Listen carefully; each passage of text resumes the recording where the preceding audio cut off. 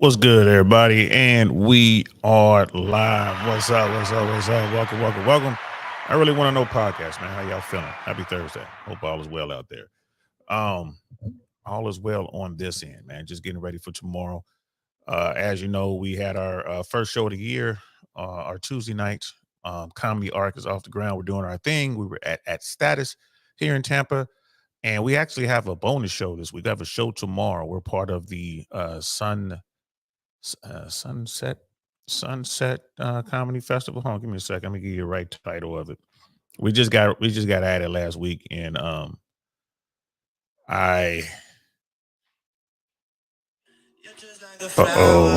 my bad, y'all hearing in the background. So we're doing the show Friday. It's called the Midnight Mike, and yeah, we got that coming up.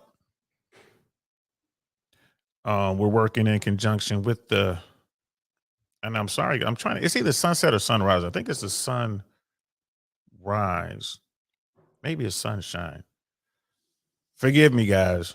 It's been crazy, and I'm just trying to. Here it is, Sunshine, the Sunshine Comedy Festival. Sorry about that, guys. Y'all know how it is. We do it live. My bad. Sunshine Comedy Festival. We are a part of that. We were the last venue to be added, or 10 venues involved. And shows have actually, the festival has already begun. And Friday we're doing the midnight mic at Status. It's gonna be good time. So that's why I'm kind of all out of sorts. I'm all, my mind's going a million miles an hour doing a bunch of different things. Brother Smeebles is in the building. What's good, fam? G'day to you, bro. Good to see you. So yeah, if you're in Florida, if you're in the Tampa area this weekend, you're looking for something to do. Um, the comedy festival is popping. You heard it's popping. So come check us out. Um, the Sunshine Comedy Festival. And we're doing that late night mic tomorrow. And bring a friend. It should be a good time.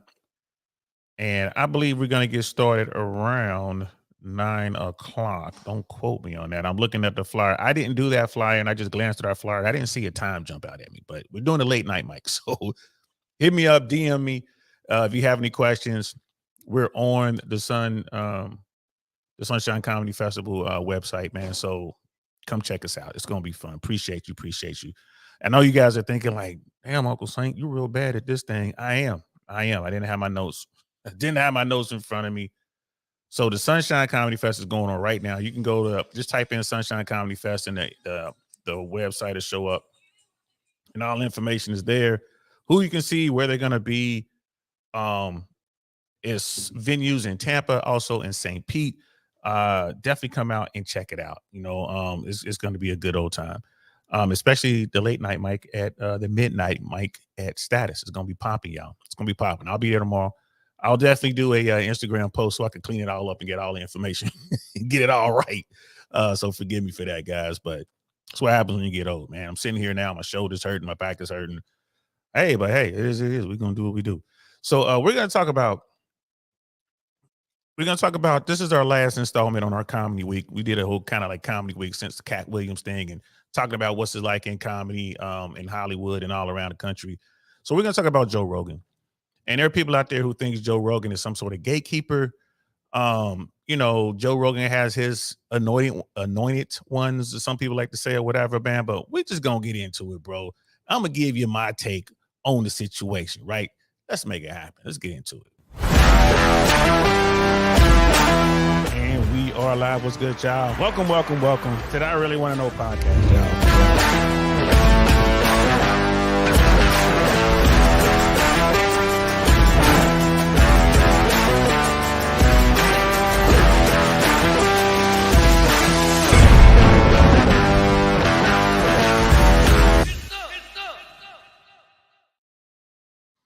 Yes, get some indeed. Ain't no do-overs when you do it live, y'all. It is what it is. Oh, it's like, ooh, you screwed up that intro. Well, there'll be another one next week. Next week, we'll be definitely back into our normal talking points, man. We're going to be talking about how to move out here when you're in the dating world, how to move out here when you're trying to talk to women, all that good stuff, man. Some good talking points. I know Fresh and Fit had Casey on. That's their guy, and we broke down one of Casey's videos here recently. That's Red Beard Rants, and he started a business where he's actually managing people's dating apps for them because it takes quite a bit of time these days in the dating world. No one's doing it in real life; they're doing it in the cyber world. So he was on Fresh and Fit, and they were talking about some good stuff and the reasons why he started his business and the reason why guys need help. It was a good show, so we're gonna break that down next week, man. So Monday we're gonna be talking about that. I'll be letting you guys know what happened over the weekend. It's definitely gonna be crazy with the festival in town and what we're doing at with Comedy Art. So I'm definitely gonna have some stories for you, guaranteed. Guaranteed, it's gonna be some madness. So we'll talk about that Monday and all of next week. And I know I promised to get into some politics for those of you who out there wondering, hey, what's going on, man? You're not posting anything to Downrange. I will be. I could do at least 2 shows a month. I'm gonna have to at least do that. And I've been trying to figure out and teach myself how to edit because I believe I will just make videos, edit videos, and just put them up over there and see how that goes. Maybe do a live show every now and then. I know Jay Swans and I are always talking politics. We just got done talking politics. We were talking about how unlikable um, Kamala Harris is, and we're talking about Joe Biden numbers are slipping, and you know, he's like, doesn't look like Trump's really going to win because it's like, can we trust the poll numbers? I'm like, I don't know. Trump's doing pretty good, but he's going to get locked up. So it's so much to talk about. We're going to do it. I'm going to get it done. I'm going to get over on Downrange and make it happen. I promise you. So maybe I'll even do one Saturday. I think I'll have a little bit of free time on Saturday, so I'm gonna get on there and try to edit something or maybe do something live. So we're gonna get in that, man. I gotta get that going. So Joe Rogan, man, comedy G, right? Actor, producer, writer. You know what I mean? Cool guy in real life. Joe Rogan's a cool dude. Like, you sit down, man. Yeah, dude's been a fighter his whole life. Like, he trained and came up fighting, boxing. As you know, he's into MMA, judo, jujitsu, what is it? Brazilian jiu-jitsu. That's what it is. Because I'm not into that world.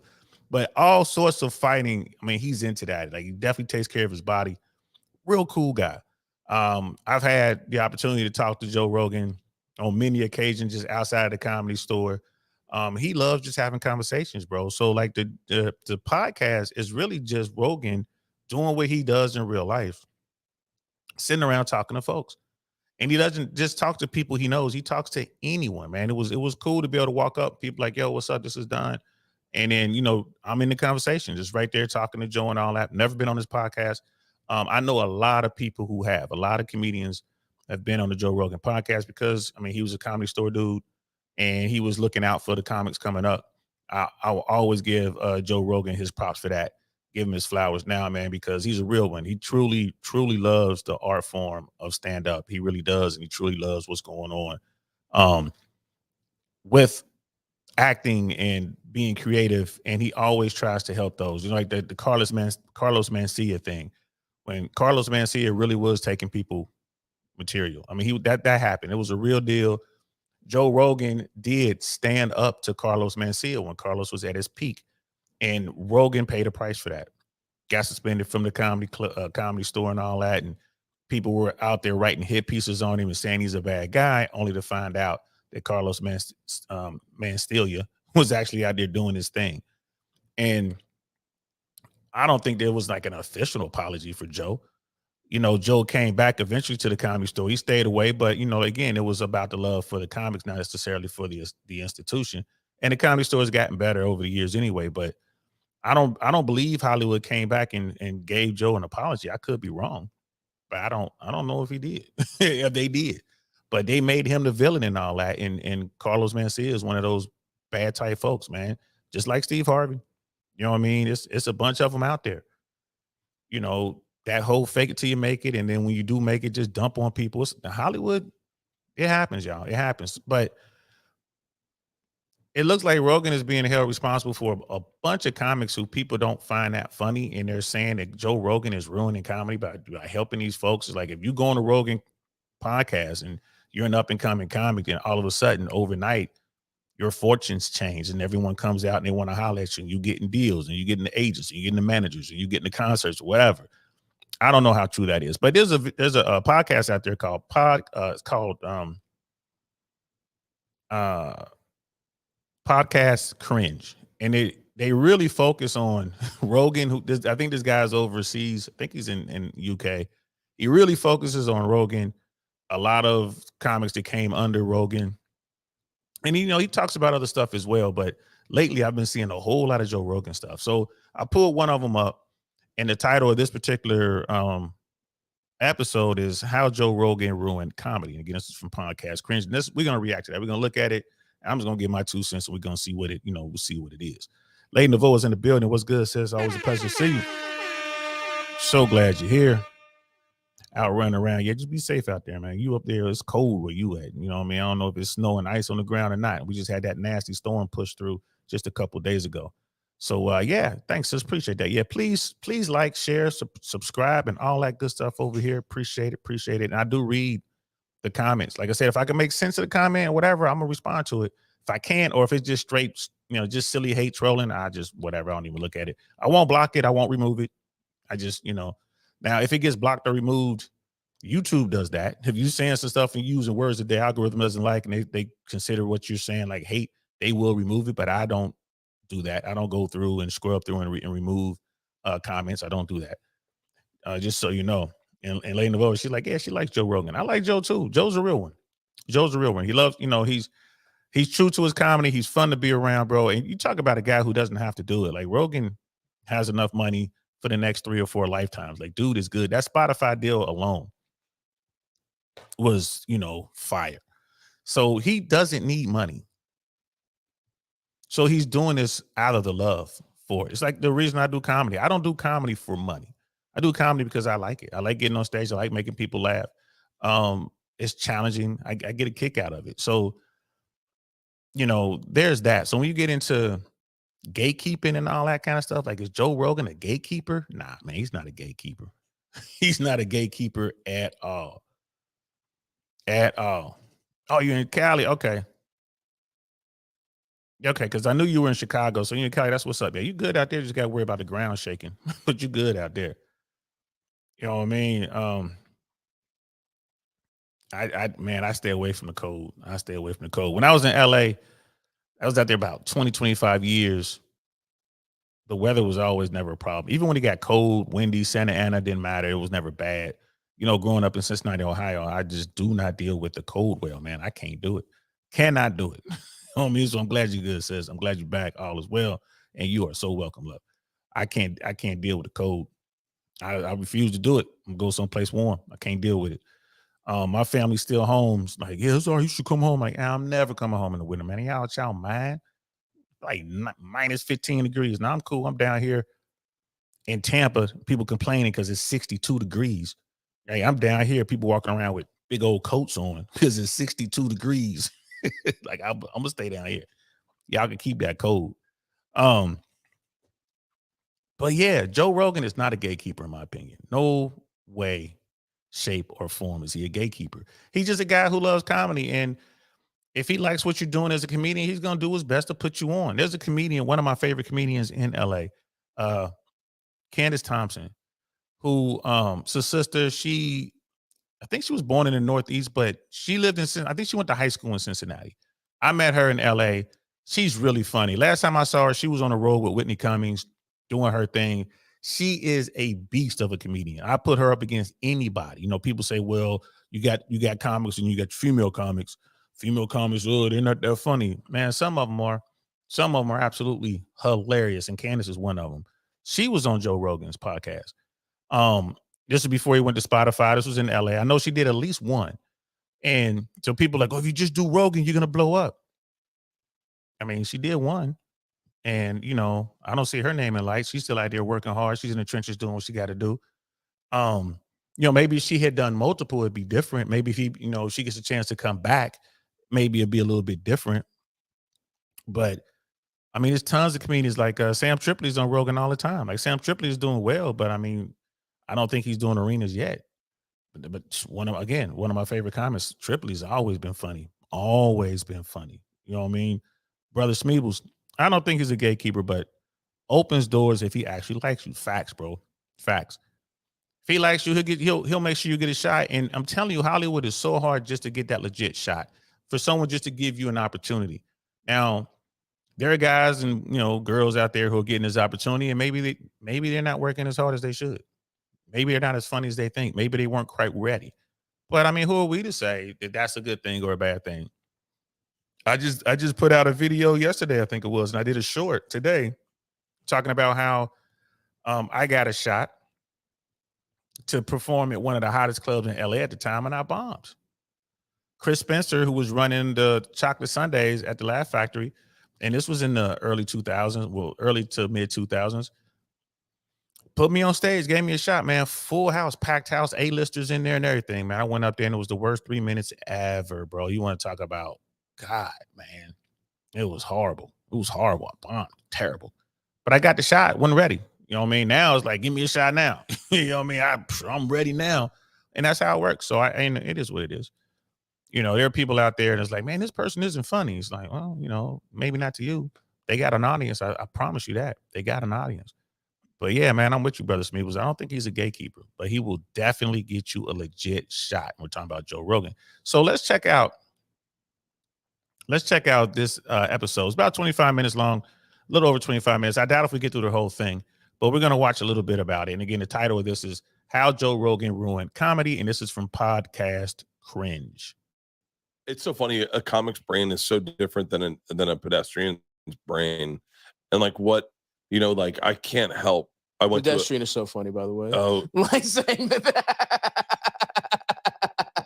I said to a woman the other day. It's better than civilian. Yeah. That drives me crazy. It's like, we're not in the armed force. Let's relax. There's a lot of people that overuse that They really civilian. do. It's like, we are so lucky we get to do this bullshit. Yeah. Any person on the street I respect more than even my favorite comic. Let's get that out there. Is that like we give so much less to society than a janitor. It's a strange thing to observe two aesthetically challenged individuals who have shared success in the same industry, but seem to have two completely different understandings of how and why they got there and what it all means. Bert Kreischer could not have brought up his comedy brain theory to a worse person. Stavros is known and loved by many for his candidness and comfort in his own skin. From the outside, it seems like he knows who he is, what he is, and why he does the things he does. But Bert seems to be a symptom of a cultural problem that regular viewers of this channel will recognize as the Rogan effect. This is basically a derivative of the Dunning-Kruger effect depicted in this graph and evidently just as untreatable. As you can see, victims of the Dunning-Rogan effect display excessive amounts of confidence matched with low levels of knowledge and or competence. Bert Kreischer is going to make a few appearances in this video because he's probably the most delusional famous comedian in the world, and aside from ridiculing him just for fun, I think he offers a deep philosophical insight into the comedy brain that he's now famous for, except it's not for the reasons that he thinks. Which, hey, shout out to Podcast Cringe, bro. He's keeping it 100. Bert Kreischer and Stavros, right?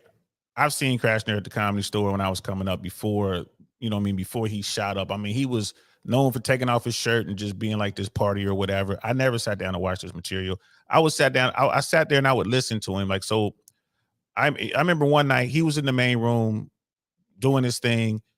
I was at the belly room doing something, and I walked downstairs. I checked out the OR to see who was in there, just kind of poked my head in there.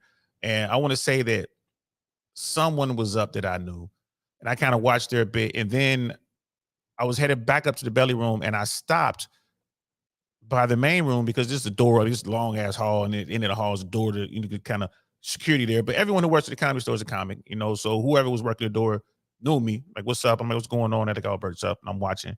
So I kind of stepped inside the main room for a second. I listened, and then I stepped right back out. Like, nah, that's not my kind of comedy. I can't even remember what he was talking about. It was just party boy stuff. It was like frat boy stuff, which is cool. He obviously had a big crowd for it. I mean, look at him now, man. He's doing huge venues. He's got a movie out of it. That doing a bunch of stuff. But I mean, there was nothing really there for me. You know, it wasn't like his stuff was so popping that I could like give him like go talk to him to come to one of my rooms, because the people who came around my rooms were looking for a certain type of comedy, and it wasn't that. So I, went on about my business, went right on upstairs, back to the belly room, waiting for my spot. Jay Swanson's in the building. What's good, brother? I see you, Airborne, man. Good to see you, man. I'm glad you're doing better, man. You know what I mean? Just messing around, bro. I know that little flu bug, whatever you had, was, man, kicked your ass, bro. But like the Airborne Ranger that you are, you were victorious in the end, bro. So it was always good to see you, man. Yo, man, I got to get you on Downrange Podcast, man. We got to talk some politics over there, bro. I'm gonna hit you up, man. I'm gonna hit you up. We gotta get you on there, because I've been focused over here. I gotta get over there and do some stuff. But yeah, Brett Kreshner, man, he's not the only one. Stavros, I've never seen Stavros. Didn't know who he was. I just watched his Netflix special last week, and what I noticed about that is, I'm like, bro, there is a crowd for everyone. Every comic has his crowd.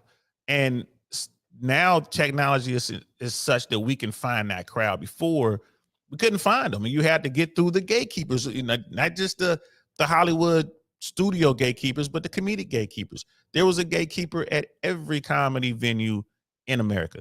If you wanted to do the improvs, or you wanted to do the funny bones, or you wanted to do the laugh factory, you want to do whatever, you had to work your way in. More than likely, someone had to vouch for you, either a comic or your manager or your agent, or you had to do their open mics and just blow the people away. It was like you were so good that they had to bring you back. Those are the only ways that I knew to break into clubs. And what I would do is have people vouch for me. Like, oh, yeah, that's Don. He does this, he does that. Even when I was an open micer, like, oh, dude's an open micer, but he's getting better. And at least that'll get you, they'll let you in. Okay, you're a comic, come on in. You don't have to pay any cover. There's always a place for you to sit. Pretty much every club had a spot where they would let the comics hang out and watch. And you just kind of, network your way in and move accordingly, and make sure you did all the open mics, and make sure I was in there to recruit. So I'm in there trying to find comics to do the rooms that I'm running. And I could find every kind of comic I want. And I knew in LA that they needed time. They wanted to get up in front of good crowds, and I had good crowds. So that's the reason I was in there. So everyone has to go through that. But now social media technology has changed, that you have people out here who might have a couple million followers on TikTok or Instagram or whatever it is, and they can walk right up to a comedy venue and like, bam, we want you to headline. Like, bro, they've never been on stage. They have no idea. Doing stuff online on TikTok or making videos and cutting stuff up, right? Or just doing this, just talking, is way different than getting on stage in front of folks and following another comedian and knowing that craft. But the club owners don't care. They just want butts in the seats. And you have 3 million, 10 million, 50 million followers. That means people are going to go buy tickets and come to the show, even if it's a horrible show. That's all they care about. Right. So that's what's going on. These two worlds have collided. And, people are just trying to sort it out. And we're just trying to see how it's going to coalesce and what this new universe is going to look like. Kind of like Milky Way and Andromeda galaxies one day are going to collide, right? Y'all know that, right? We're on a crash course with another galaxy right now as we speak. And the two galaxies are going to crash into each other in a couple thousand years. When that happens, what will the new galaxy look like? You know what I mean? What will it be called? But yeah, some of these guys, they make it, and then they buy into the Kool-Aid, man. They buy into all the stuff that's being said about them, and they believe that they earned it. Right? Stavros seems to be the kind of guy that's going to keep it 100. Kreshner's like, yeah, when what they calling non-comics civilians or pedestrians or whatever they're calling them, like, man, stop it. Kreshner, I'm out here, I'm changing lives. Like, no, you're not, man. You made somebody laugh. Good for you. You know what I mean? Good for you. You did not come up with the cure to cancer, right? You're just making people laugh, man. That's what's up.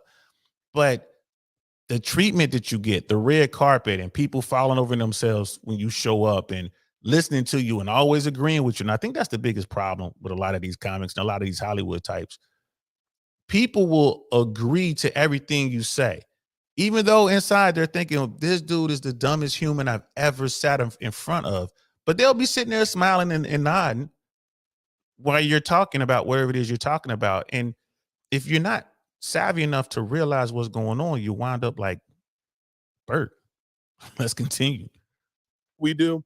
We give that person that's going through the hardest day of their life, we give them a moment of reprise. Yeah, we do that. But here's the thing that drives me crazy with comedians. It's like, that's not why you do it. No. You know what? You do it because it's a lot better than fucking being a paralegal. You know what I mean? Yeah. You do it because you can get rich, get pretty, and just never have to fucking write a spreadsheet again for the rest of your life. And no one's gonna drug test you. Yes, exactly. Sleep in, get fucked up. Let's all relax with I just do it to put a smile on someone. No, you did it. At least for me, I did it because when I was 19, this is how I got my dick sucked. And then it's been 15 years and I have no other skills. That's why I do it. And Do you find yourself in that?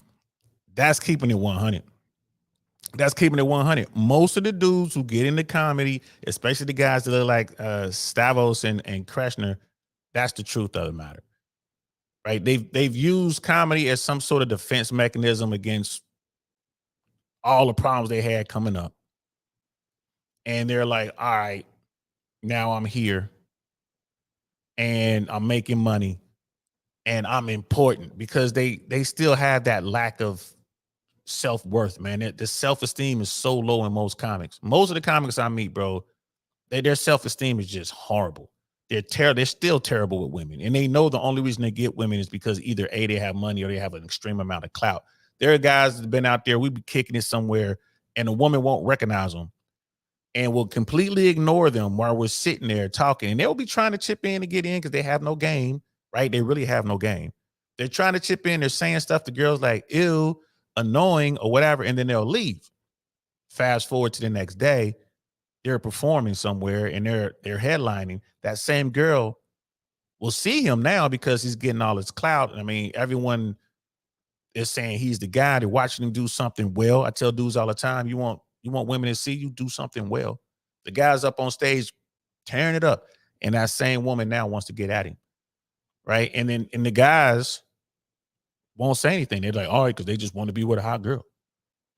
And they'll go on and get their pockets ran or whatever. It is what it is, man. But that self-esteem is so low because they'll say it when it's all over. Well, I know she's only dating me because I'm funny, or because I have money, or because I got a Lambo, or because of whatever. And be like, yeah, bro, that's exactly why she's dating you, homie. You know what I mean? Master that somehow. Turn it into your game and use that. And understand that's what it is, instead of falling in love with women who can't stand you. Right? That's just, bro, she couldn't stand you when she didn't know you, bro. You know what I mean? So like Mike Jones was saying that, man. Back then they didn't want me, now how they all on me. You know what I mean? Like Mike Jones, figure it out. You know what I mean? Roll with it. Brother Pitney's in the building. What's good, fam? Hell yeah, he was honest. He was 100% honest. And I can respect guys like that. But Bert, come on, man. You want one. And Bert's not the only one. There's a lot of comics out there, man. They really think they exist in a different plane. It's like, come on, man. Hey, bro, come on, man. You ain't shit. Like, come on, man. Just keep it 100, bro. Just keep it 100. And what keeps a lot of these guys honest is the fact that they don't really make a lot of money at first. But once you start, you're starting to make bread, like you're sitting on a million or two, or you like once you make your first $200,000-$300,000 doing comedy, it came in like a couple checks, and then 3 or 4 months later you get another $200,000-$300,000. Yeah, bro, they start to think differently. You know what I mean? They start to forget stuff. That situation often where you speak before you actually think, like you promise something. Yes. And does that come with being a comedian, where it's like Dude, my only goal is to lighten your day. I'm not you. I'm not going to prove anything. I can't. I have nothing to prove. Let's all relax with I just do it to put a smile on someone. No, you did it. At least for me, I did it because when I was 19, this is how I got my dick sucked. And then it's been 15 years and I have no other skills. That's why I do it. And So clearly that conversation with Stavros had no lasting impact on Bert, which again is consistent with the Dunning-Rogan effect. Lacking self-awareness is also a symptom of having excessive confidence with low competence. But let's move away from Bert for the moment. Don't worry, we'll come back to him later, because if you thought this illness was concentrated to Rogan's close inner circle, you'd be sadly mistaken. It's hard to pinpoint exactly how or when this virus traveled abroad, but there's an increasing amount of evidence that it's now a global issue. I think we're going through a golden period, but maybe it's just beginning. Comedy's quite a new medium anyway. Yeah. We get to be the Beatles and the Rolling Stones, or certainly someone in our generation does. You know, if you think about it, like George Carlin and Richard Pryor were John the Baptist, or someone's coming through. It's like that thing of like, it feels like it's getting bigger and bigger. Something is certainly.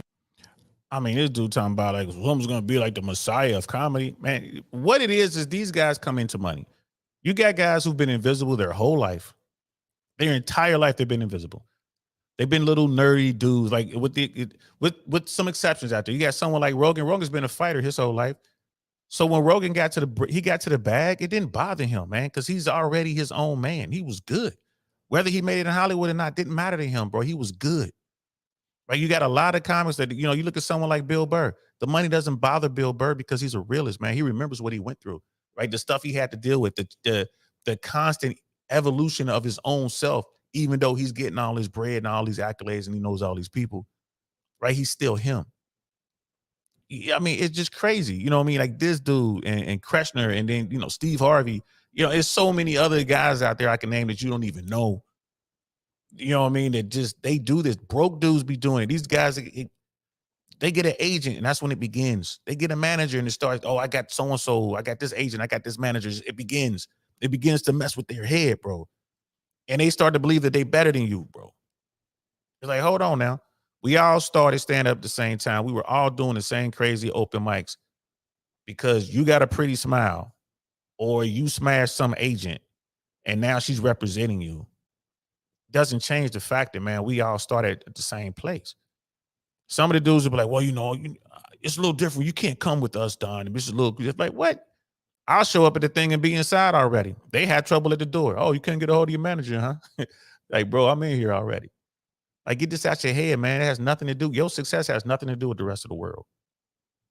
But these comedians, they forget it, man. And they think that they're something other than. Getting bigger and bigger. So he's not entirely wrong. But if you missed my video on Jimmy Carr's appearance on JRE, here's a quick recap of his grand idea for stand-up comedy. My vision is it gets taught in schools. So we teach What? music and we teach drama and art. And I think stand-up comedy is an art form.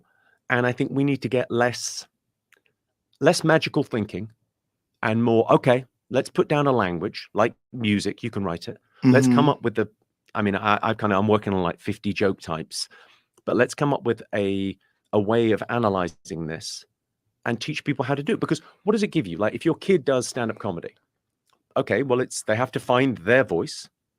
They have to look at things from a different angle, a different perspective. It's about pattern recognition. These are all transferable skills. And it's about Dude off his rocker, man. We're going to teach stand-up comedy in school? What, in high school? Because it's an art form? So it's killing. It's an art form.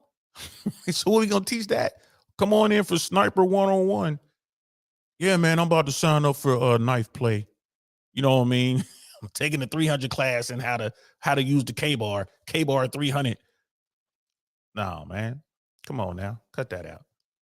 Cut that out. It is an art form, but we have plenty of art forms in school that can get you going. Like if you're in school, your kids in school, and they're very artistic or whatever, and they want to do something, man. Play an instrument, man. My daughter plays trombone and violin. I play the saxophone. I mess around on the drums. I'm teaching myself the bass. Learn the keyboards. That's a good one. Teach a kid piano. You want to see all that creativity, or if they're more artsy with their hands, man, get them in an art class. Like get them in there so they can make pottery or something like that, man. But I don't know about that, man. If one of my kids if my daughter came home tomorrow saying, "Hey, Papa, I'm gonna take a stand-up class in high school," like, nah, I think that's a waste of time. We're not gonna do that. Stand-up class, take drama, so you can get used to getting up in front of people. If you solo, like you got your instrument and you're gonna solo with your trumpet or your violin in front of the whole school, so you got 1,000+ kids, your peers sitting out there. That's a lot of pressure. That's tough to do. That can change you in a good way or a bad way. So you're going to get up in front of those kids and try to do some stand-up, some clean stand-up or whatever. You might even get in trouble, bro. Stand-up comedy is different. Like the art form is really to to push boundaries, man, to get people to look at what's going on. How you going to be a profound kid with stand up and you don't even know how the world works? You got to learn stuff first, right? Plus, you got the class clown anyway. He's out there kind of just doing his thing. He'll figure it out, you know what I mean? But to teach stand up in school, man, these dudes are hot. That's part of the problem too. About finding your voice. The reason every stand-up is interesting to watch is because it's individual voices. And really, what's growing up about? What's school about? Finding your voice, finding out what you're about, finding out who you are. Like, I think it's a dumb idea to teach stand-up comedy and to say, well, everyone should give this a go. All right, let's get serious for a second, because I actually think that's a very dumb idea, bro. I'm sorry. That's a dumb idea, man. Stand up. You figure it out. That stand up's it's a grown person's art, man. You figure it out later, bro. Next thing you know, you're gonna have, some people out there talking about OnlyFans. OF is a skill. Let's teach OF in school. Let's teach you how to be sensual in school, which we kind of headed that way anyway, right? Let's teach you how to make, adult content. Like, man, that's just dumb. That's just dumb. Cody's King is in the building. What's good, fam? Good to see you, brother. Let's continue. I think this is really interesting. Have you noticed there's a tendency of successful people to almost reverse engineer their success into clear and concise points that are easy to understand and digest by those of us who are less fortunate? It's like they reach a point where they stop and think, why am I so successful? Why am I so rich? Well, I must be able to explain it, right? Otherwise, it could just be based on luck or being at the right place at the right time. Let me give you an example. Have you seen those clips about the... And before he continues, that's exactly what it is, man. At least in Hollywood, at least with stand up and with acting, directing, producing, and all that kind of stuff, man. Maybe not so much producing, but right place, right time. What are you willing to do? What are you willing to sacrifice? I've spent a lot of time saying no when I was in Hollywood. A lot. Bumping into people, hanging out with folks. Man, you're cool. Hey, I got this movie. You should come. You'd be perfect for this part. Now I'm good. Blew their mind. They couldn't believe I was saying no. You know what I'm offering you? I sure do. I'm busy. So what are you doing that's so busy? I'm an air traffic controller, man. I'm keeping people alive. That's what I'm doing. So when I'm done air traffic controlling and I feel like doing some stand-up, or if I feel like coming to your set, I'll let you know. But it just kind of blows their mind. You're not going to dangle a dream in front of me. I'm not chasing a dream. I'm out here doing what I want to do. So these people go out here, they chase the dream. They compromise themselves. They do all kind of craziness. And then they make it. And then they sit there and they understand the truth. They know what they did to get there and they don't like it. And they're trying to figure out a way to erase it. Well, what we do is such a high level skill because there's not many of us and we're special. Like, nah, you're not special. Not the special, not in the way that you're thinking. Nah, you're not special. You got lucky, bro. You got lucky, and I ain't mad at you. I'm glad it worked out for you, but it was luck. It was luck. And a lot of times, again, I got an opportunity. I was lucky that day when Chris Spencer walked up to me while I was sitting in the balcony where the comics sit, doing a full house, chocolate Sundays, the hottest show in Hollywood, certainly the hottest black show, one of the hottest comedy shows, period, at that time. And he was like, go, you're up. That was an opportunity right there. It was luck that no other comics was there. It was sheer luck that I was sitting in there by myself. But I wasn't prepared. I wasn't ready. And it didn't work out for me. But it was luck. Had it worked out, had I gone up there and just blew it up, then I would have been a regular on Chocolate Sundays. It would let me come in and do whatever I wanted to do, which would have led to more people getting to know my comedy, which would have led to more opportunities. Like, hey, I got an agent, I got a manager for you. Hey, we want you to do this part or that part. It would have led to another bubble. That would have been sheer luck. But these other people would say, no, I was destined to be great. Were you? Were you, bro? Were you? Come on now. So that's the kind of stuff I look at, man. When I listen to this, man, it blows my mind. This coming from a guy who I was in the trenches, man. I still am. You know, I've heard the conversations, man. I've been around dudes. You know, it's just crazy. And Brother Penny's like, I bet most Hollywood actors feel the same way about their success. Yes, they do. The real ones don't. Like the people who really worked hard and didn't compromise, they don't feel that way. They'll tell you like, hey man, I got my big break. By sheer luck, I was sitting there talking to so-and-so and I got my break and I got the audition and I nailed it. Right. But then the rest of them want to conjure up some crazy notion that they're destined to be the next whatever. Nah. I mean, and then there's no, I mean, think about that. You got men and women who have to somehow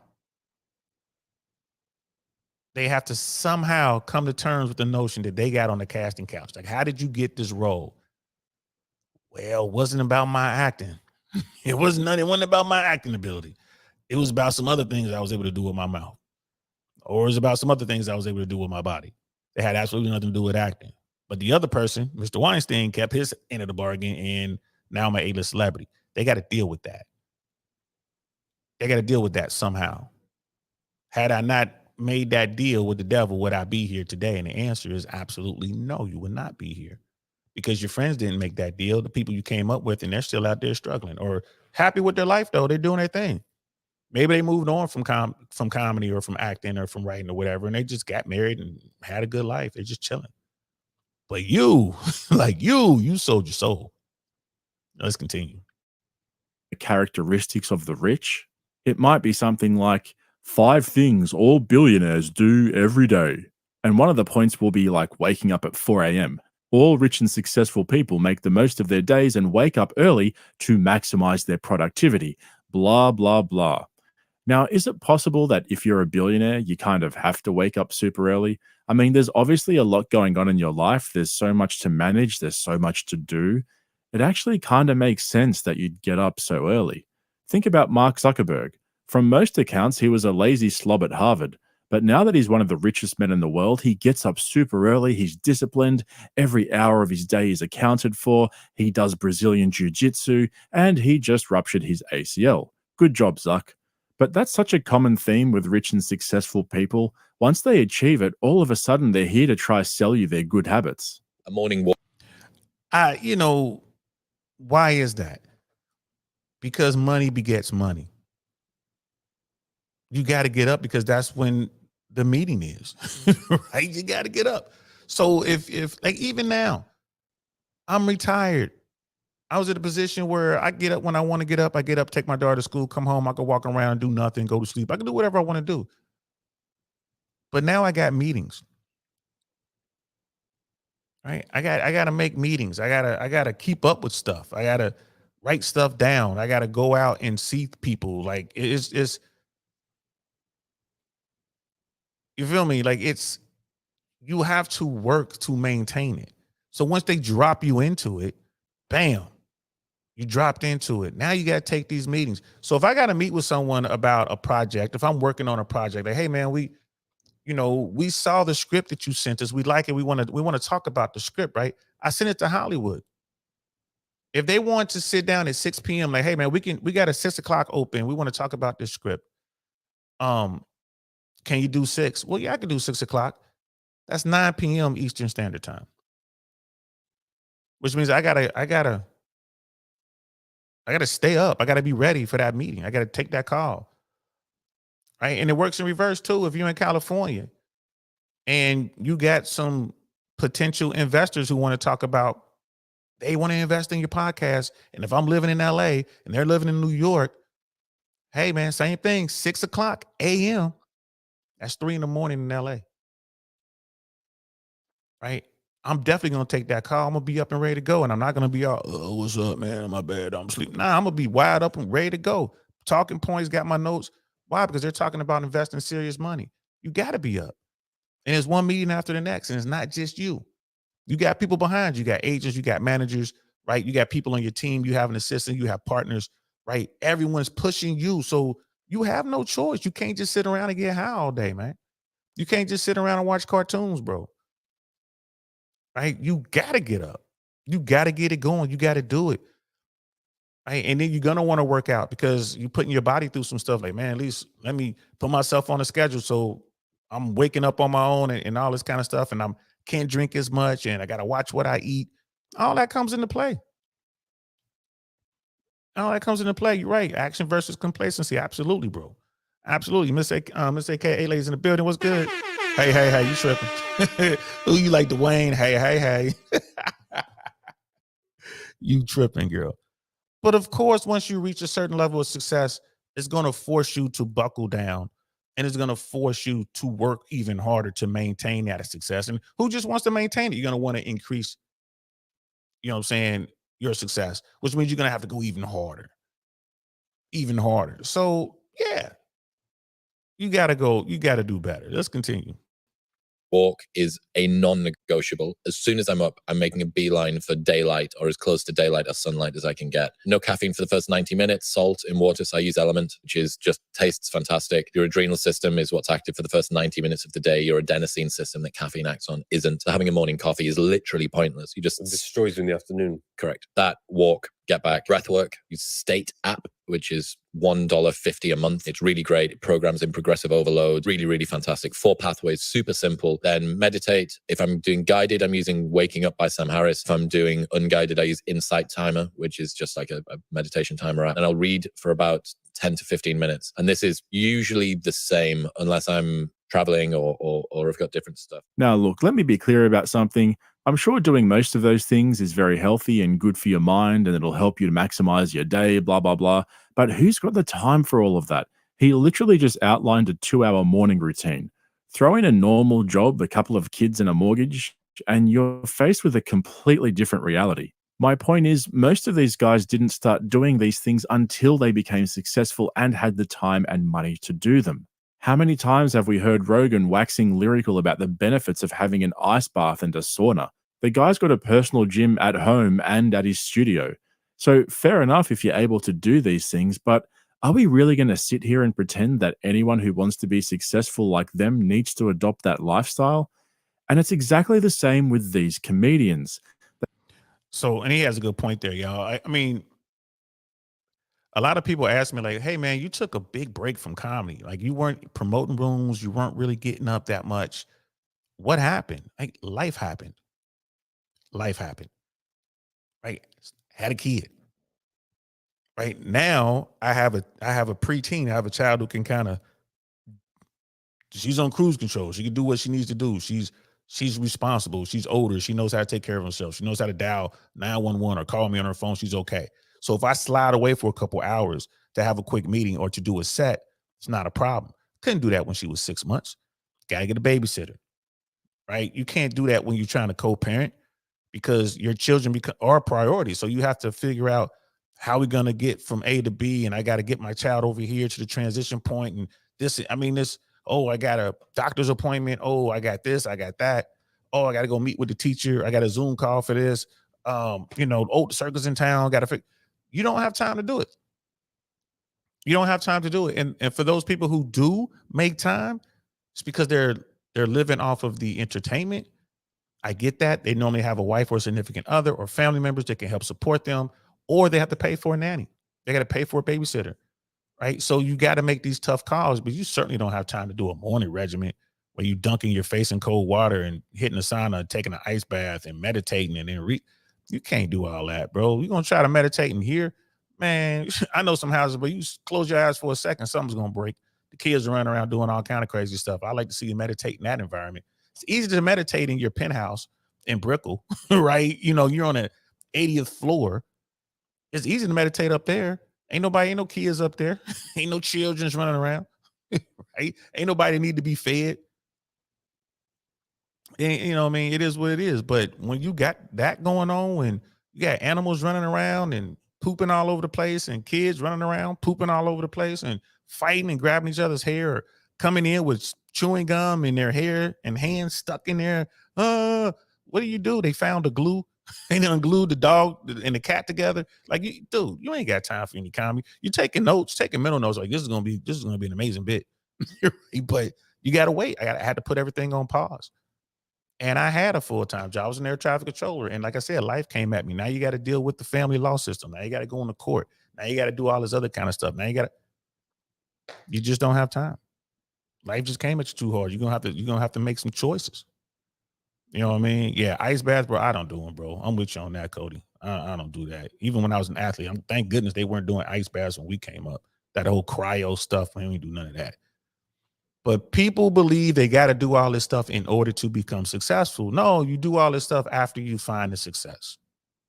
They found enormous success and now they're trying to explain it to us, or maybe they're trying to explain it to themselves. But can I just say this podcast, Protect Our Parks, has some of the biggest specials around. Mine was huge last year. Shane's is going to be huge. Mark Norman's top 10 for 2 weeks on Netflix.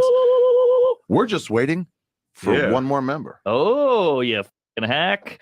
When's this coming? Where buddy? is it? I don't know. I haven't even thought about it. Come on. You got an hour. Because I've just been writing new material and around. All right. That's probably a good move. I'm I'm- so busy right now. I just like right now. I like doing whatever the I feel like doing. So here we are. And everybody get into, so you got Rogan's got his homeboys around like Ari Shaffir. I know Ari. First time I ever did stand up. First time I ever got on stage to do my 3 minutes at the Comedy Store. Ari was the host. And Ari was notorious for crushing people's dreams. That's just one of the things he liked doing. And that's how the Comedy Store was. I mean, he would just tell you, if most comics are going to do bad your first three, first time on stage, you're going to do horrible. And I've told the story on this platform before, but I got lucky. I went up to do my 3 minutes. Right as I was going up, a group of people came in, tourists. They just came in and they were just happy to be in LA. And I go up and did my 3 minutes, which was like horrible, hacky material. I can't remember what it was. Something about my closing joke was something about me smacking a fortune teller. You know what I mean? Oh, you should have saw that coming or something like that was the punchline. It was dumb. It's a horrible joke. But they laughed. The people went crazy, gave me a standing ovation, man. It's like I don't even remember how I started that set. Remember, mind you, it was only 3 minutes. I don't remember. I think it was something about signs are useless, slippery when wet and stuff. I mean, it was just bad. Like it was, again, I didn't know. I never done stand up before. And I did my terrible 3 minutes and I got a standing ovation from these people who they're not even from LA, man. They just came out to have a good time. Woo, standing up. And Ari, he was like, come here. What's your name again? And he's like, give him another hand. He was like, good job. Good job. That was my first impression of Ari Shaffir's first encounter I've ever had with him. Then I got to know Ari. Ari does some shock stuff, bro. Like the stuff that he does. Wow. You know what I mean? Wow. Like he doesn't mind sacrificing things. Like Ari has lost multiple contracts. Like, dude, he was like, he had an IBM contract at one point running. Like he had a commercial running IBM and like a couple, 2 or 3 national commercials running at the same time. And he'll still be out doing shock stuff. And then he'll lose these commercials. They'll stop the commercials because someone will link him to the commercial. And then, like IBM or, whoever, whatever national company, like, we don't want any drama. So they'll pull this commercial. Will cost him tens of thousands of dollars. That's all right, bro. That's all right. Down with Rogan. You know what I'm saying? Down with Rogan. So, let's continue. Balls deep in Rogan's comedy ecosystem. He's got the biggest podcast in the world, which he's skillfully used to create a golden age of mediocre comedians selling out arenas. I can't imagine trying to break into comedy. Like if you're a young comic watching this right now, man, I wouldn't do it. No, I wouldn't. It's too saturated. I got in when no one knew you could make a living doing comedy. I got into the gold rush of comedy. Like I got in when I'm doing arenas. I shouldn't do arenas. Right. There's like 10 of us doing arenas. There's never been an arena comic before. It was Dice, it was Dane, it was Steve Martin, and that made sense. They were the greatest. And now it's like me, Tommy, Sebastian, Schultz, Rogan, Chappelle, DL Hugh, there's a lot. Chris Rock. I mean, you could throw a stick at a comedy club and you're going to hit an arena act. Sorry, I forgot to mention this.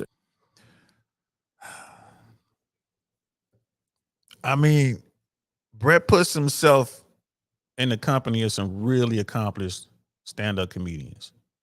Like he mentioned Sebastian Maniscalco, man. He's one of the hottest comics out right now and actors. Sebastian's been working on his art forever, bro. Forever. I remember the stories, people would talk about Sam Tripoli and Sebastian, and how they started, when they first started as open micers at the Comedy Store, and how horrible they were, bro. These stories, it was like, who? Not him. They're like, bro, they were terrible. And when I left LA in 2009, Sam Tripoli was so powerful on stage, no one wanted to follow him. Only real comics wanted to follow him. Like, none of the up-and-coming comics or any comic that had a TV show out of whatever, they did not want to follow Sam Tripoli. Sebastian blew up every room he walked into. I remember Sebastian used to do some of my rooms, and shout out to Sep, man. He's a real good guy. He's a really good guy, really hard-working dude. And he was doing one of my rooms, and the people there is young kids. They were young Armenian kids in college, and they're like, hey, you think Sebastian would be willing to come do a show at our school? We have an organization, the Armenian Student Union, and we really want to bring him to our school to do some stand-up. You think he'll do it? I can ask him. So I hit him up. I say, hey, Seth, man, these kids, they want to bring you to their school, like Valley College, man, like, school in the San Fernando Valley. And it was like, oh, let's have a conversation. Like, I had a talk with the kids and him, and they worked it out, and he came and did the show. He came and rocked out. I think he did 45 minutes or something like that. It might have been an hour. I can't remember. But he came in there and they loved it. Now he's one of the biggest comics, in the world.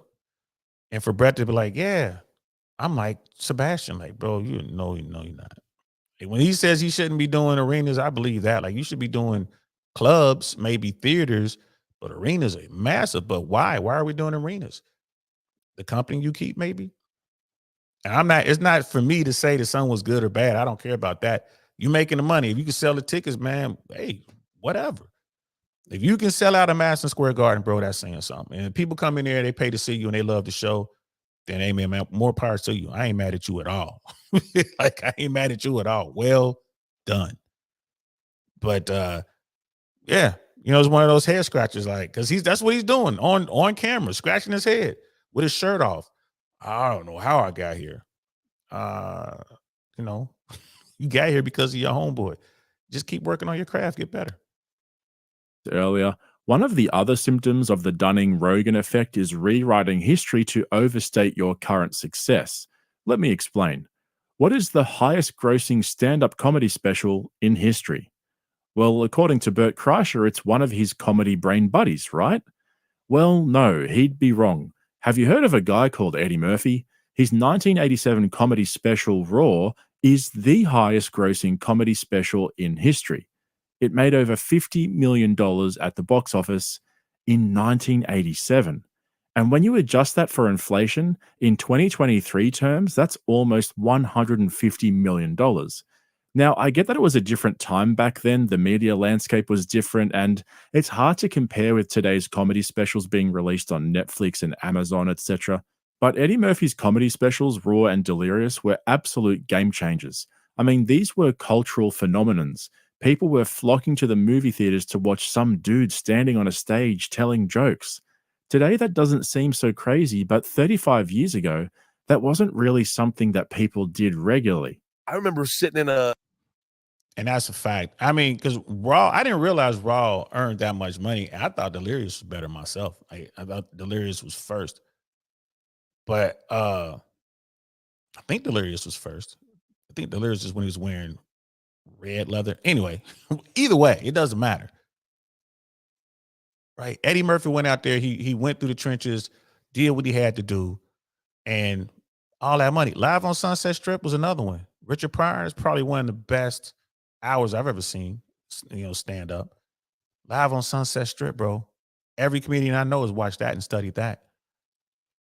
Things change, of course. Like, we move along and things change or whatever. We change with them.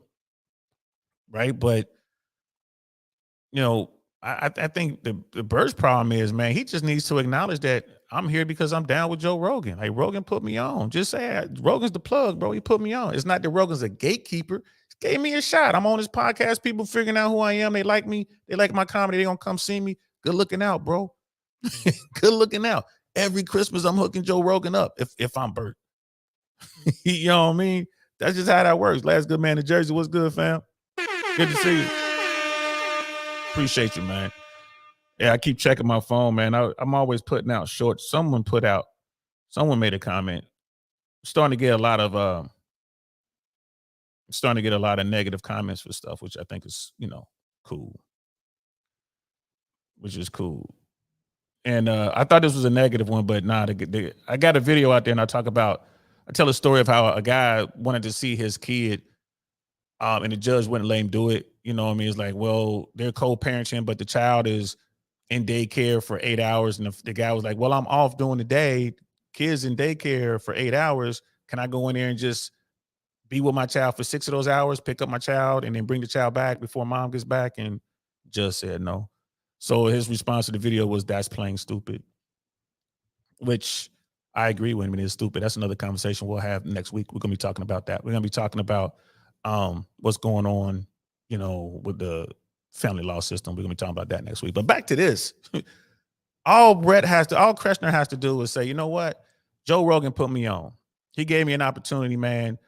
He let me come on his podcast a bunch of times, and people dig me, and now I'm doing arenas. That's all he has to say. That's how I got here, bro. He put me on. It's like I didn't have to go out here and do all the work that some of these other comedians had to do. I bumped into this man right here. Like I say, every time, like every year, Joe Rogan gets a great gift from me at Christmas time, bro. That's all he has to say. In a hallway, and we were talking about our buses, and it transitioned into private jets. Like what mid-size do you like flying the best? And that's comedy. That's comedy. That's just stand-up comedy. That never happened. Okay, so now Bert's really going deep into delusional darkness. And it's this whole idea that there are these comics making millions of dollars just from their stand-up comedy shows, but nothing could be further from the truth. How many of Bert's top-tier comedy buddies don't have a regular podcast of their own and also don't have a regular spot on JRE? 0. That's how many. What he's really describing is a comedy ecosystem that has its roots in Rogan's podcast and the enormous popularity that it has. I was talking to a comic the other day, and there's nothing wrong with that. Like I said, man, just thank Rogan. Like, yo, thanks for putting me on. It's like being in the streets, man. If you were a dude in the streets and you out there hustling, and the plug, that's how you got out there. So you the biggest dude. Why are you here? Because the plug is my uncle. It could be a bad example for those people out there breaking the law. Don't break the law. Don't sell illegal drugs. Sell the legal stuff. But that's the whole thing. It's not, I didn't get here through any hard work on my part. I know the right person. And it seems to be bothering him, bro. He's probably out there reading comments and people are just saying stuff like, this dude ain't funny, this, that, and the third, or whatever, or saying negative stuff about him. He just can't handle it. Like, hey, man, I work hard for the stuff that I have. If I get an opportunity like that and it works out for me, I'm cool. I know how I got here. This man put me on, or that woman put me on, but hey, I kept working and I'm still here. That's how I would do it. You know what I mean? And he talks about money, man. Like, one of the reasons people like working with me when it comes to comedy and doing like the rooms, like at my level, way down here at my level, where the rubber meets the road, down here in the trenches, when I do these rooms, the reason people like rocking with me is because they know I have a love for comedy. I love the art form, and I pay them for their time. Comics will go anywhere to do a set, and it adds up, man. Just gas money adds up. You go to a venue and you want to buy something because that's how the venue makes money. That adds up. So when I ask comics to do a show for me, like, hey man, I want you to come over here and close out this show or whatever, I'm paying them some money. When I was in LA, man, at my peak, I'm paying dudes $100. I'm paying men, boys and girls, comics, $100 to come close out. Hey man, why don't you come do 20 minutes, man? I give you $100. They were coming anyway, but they're like $100. Sometimes I come up to people, they didn't even know it was a paid gig. I give them the money. They're trying to give it back. Like, come on, bro. I stopped asking for favors a long time ago, man. If I ask you to come do a show, it's going to be some money involved. Here's $100. You know what I mean? Sometimes it might only be $20, $30, but it's like, hey man, thanks for coming out here, man. It's a little something, that can go into the gas tank or something. You know what I mean? It's a little something. You're getting paid for doing something that you love, and it just gives you that much more drive to continue forward. Nowadays, in the comedic world, I mean, they charge you to do an open mic. If you're a comic, they'll charge you $5 to do an open mic. My dude Doc Willis was telling me this, man, out in LA. He's like, man, you know, all these rooms, they charge you, man. If you come and do a set, 5-minute set, they charge you $5. Like, what? So you got to drive clear across California, clear across LA. Right? You got to drive across, you know, the valley or where drive from Long Beach to the valley. And then you got to pay $5 at that room when you get there. And if you're trying to do 3 or 4 rooms, $15 or $20 a night, damn. Nah, come do my room, bro. I'm gonna pay, you know, I'll pay you at least 10 to be an opener. I'm paying open micers, guys who are just getting their start. Come see me, man. I got, you know, do one of my rooms. I'm paying you. Now, I only got so many paid slots. If you come out here and ask for a favor, like, hey, man, can I just do a quick 5 minutes because I got this big audition tomorrow and I want to work on this? Yeah, I'll put you up. I'm not paying you for that. And I've had dudes try that. They come and ask me for a spot. They pop up. Hey, man, I got this big audition tomorrow, man. I got to work out this real quick. Can I get 5 minutes? I'm like, yeah, man, go ahead. I got you. I'll put you up next, man. Then they'll come off like, okay, so was that a $20 spot? Like, nah, bro. Unless you're talking about paying me, that was a favor, homie. Like, you gonna ask me to do you a favor and then you gonna ask me for money? Get out of here.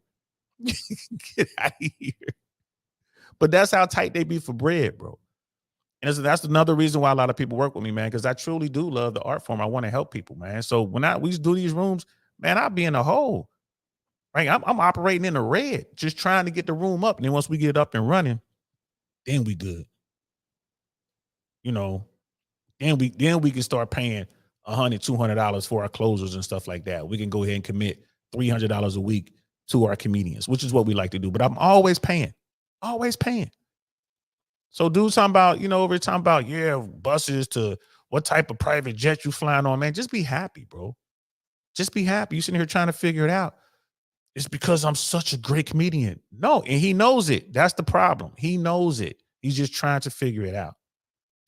It's like your stage setup. How much does it cost? What do you travel with? I travel with 5 tour buses. It's like 1.7 for a month is what I pay for my stage. Like it's such a huge business that if you're a guy who just wants to make people laugh, you have to negotiate the open mic scene, which is insane. Just getting out of an open mic scene and getting to the next level is crazy. That's like little baby turtles have a better chance making it to the ocean, right, making it to deep water than an open micer does getting out of a comedy scene. Then you have to get into the clubs, and we haven't even got that part right there is not true. I think it's difficult for a bad open micer to get to the next level. You got to do your work at the open mic level. There are a lot of bad open micers out there because there are a lot of bad comics. There are a lot of comics out there. For him to say that, oh, if you want to be a comic, don't do it. That's bullshit. You can do it. You just have to be open to working on your art.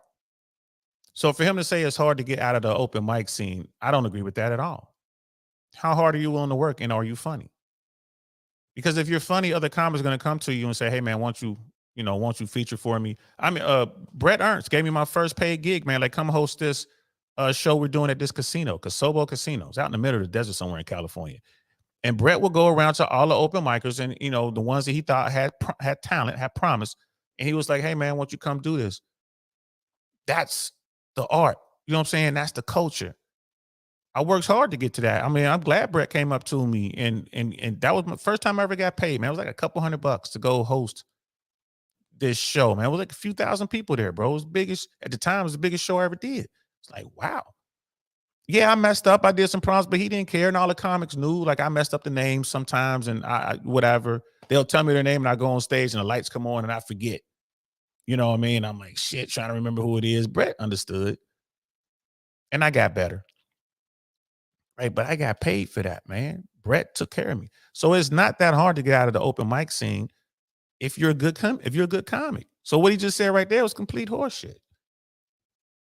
Got you into Hollywood yet. Now you got to go to Hollywood and try to pitch a show and see if you're actually likable. I mean, there are so many hurdles to get through that then you go, oh, you've got to start a podcast. You got to have a social media presence. You got to have a social media team. Do you have a producer? Who's doing your content for you? Oh, by the way, your digital footprint needs to be this, and that's going to cost you $10,000 a month. Where's that $10,000 from? You're not getting it from stand-up.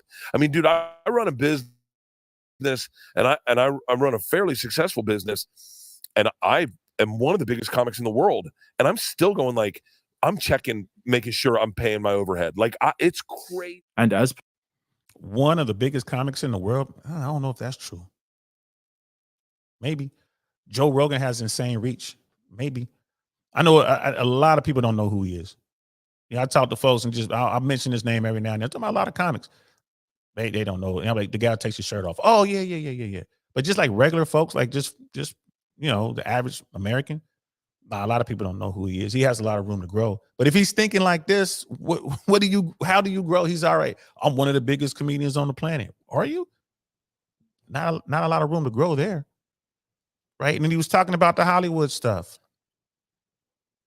It's not easy to pitch anything in Hollywood.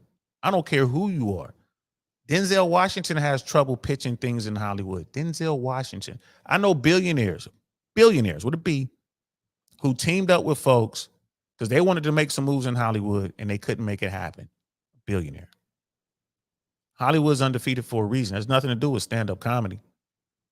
And you got to have a social media presence. You got to have this. You got to have that. You ain't got to have none of that, bro. All you got to do is be good at what you do. If you're funny enough and you are working hard and you are getting after it, right? If you're doing that and you just on the grind 24/7, yeah, man, something's gonna happen. Look at Chris Tucker, man. He got that opportunity with Ice Cube, man. He did Fridays, man. Took off. Right? It's tons of people like, look at Dave Chappelle, man, Half Baked. Half Baked took off. You got people who've done, small roles here and there. All it is you got a good agent. Agent, I mean, if you have a good screenplay or you have a good treatment for some sort of TV show or movie, and you have the right agent, dude, they'll get you in the room. They'll get you in the room, bro. And yes, when you get in there, you're selling yourself. It's not necessarily your project. It's not necessarily your idea. You're selling yourself. And if they like you, they're gonna find something for you. That's how Hollywood works, bro. They're like, oh, we don't like this project, but we got something else for you. Or if you go and you audition for something, you don't get the audition, but they really like your attitude, they're gonna have something else for you. That director, that casting director is gonna remember you. That producer, they're gonna remember you. Hey, man, we got this other project he'll be perfect for. Bring that guy Don back. That's how it works. It's the people who work hard to actually get shots. Now, you can work hard, or you can do the casting couch thing, or you can be friends with someone like Joe Rogan, who has an amazing reach. Right? There's so many different ways to do it. Brett got lucky.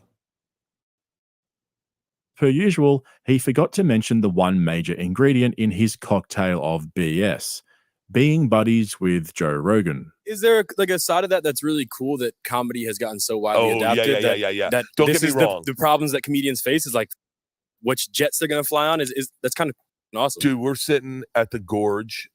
I was the first comedy show at the Gorge.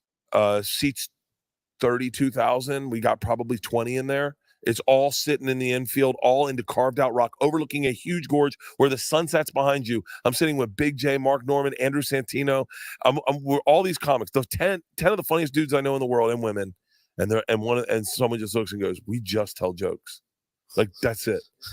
But comedy's at a place now where you're doing these arenas and 20,000 people are showing up just to see comedy, and it's insane. So this cult of celebrity comedy podcasters really did blow up during the last 3 years since the events of 2020, when most of us were forced to stay at home and consume more social media than we usually would.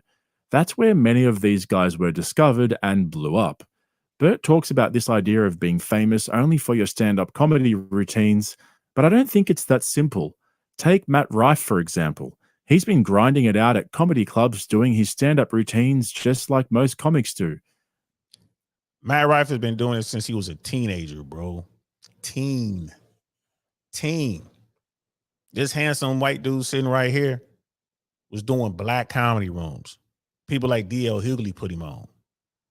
And he just kept grinding. So when people see him come seemingly from out of nowhere on TikTok because he's doing crowd work, and he just went to the moon, it seemed overnight. Nah, it wasn't overnight. People talk about overnight success in Hollywood, bro. It's not overnight, man. It takes decades to get there, bro. I've never met someone who was an overnight success ever. Even when they, overnight success and da-da-da. Like, bro, how long you been in the business? 30 years. They said overnight success. Yeah, that's what they say, homie. But I've been out here grinding, making it happen. Matt Rife is a solid comedian. He's solid. And it's not his fault he got that stellar rise. And then he makes a joke that people are like, oh, he's making fun of domestic violence. He's making fun of women. And then bam. You know what I'm saying? Like the rocket stops, ran out of gas, and now it's about to come crashing down. But he's made his money. I'm sure he's banked a lot of money. I'm sure he's had a ton of, interest in Hollywood, probably inked some deals. So he's got even more money. He's going to be fine. He can sit back for a while, let this stuff blow over. He's going to continue to do his stand-up, and he'll be fine. The guy has talent. Joe Rogan didn't put him on. He got an opportunity to get in these trenches, and he worked hard, and he worked his way up slowly but surely, and here he is. And people out here, I don't like Matt Rife. Well, you were loving him last month or 2 months ago. Now, all of a sudden, when he does a Netflix special, y'all got a problem with him. And the joke that they had a problem with, bro, it wasn't even the worst joke. I thought the whole special was decent. I put that special above all of the Joe Rogan guys. I'm still trying to watch Shane Gillis. I haven't finished watching Shane Gillis's hour. But I got into like the first 5 minutes and I heard a joke and I'm like, that joke right there is really close to a Bill Burr joke. And I'm not saying that Shane took it, but it just shows that everything's been touched.